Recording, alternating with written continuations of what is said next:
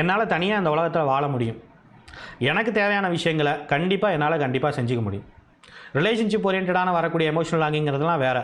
மற்றபடி என்னுடைய ரொட்டீன் ஓரியன்டான விஷயங்களை, என்னோடய லைஃப் ஓரியன்டான விஷயங்களை எல்லாத்தையும் தனியாக என்னால் செஞ்சுக்க முடியும்.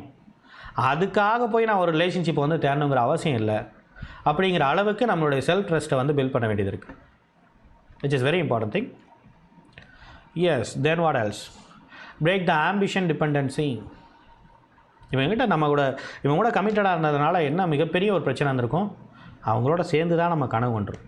எல்லா விதமான ட்ரீம்லேயும் அவங்க இருந்திருப்பாங்க. நம்ம இப்படிலாம் பண்ண போகிறோம், நம்ம 2 பேரும் சேர்ந்து இதெல்லாம் பண்ண போகிறோம்.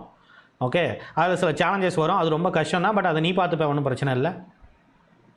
ஸோ அந்த இடத்துக்கு போகிறது, அந்த மாதிரி செய்கிறது, அந்த மாதிரி கெரியரை டெவலப் பண்ணிக்கிறது, I don't have any issues.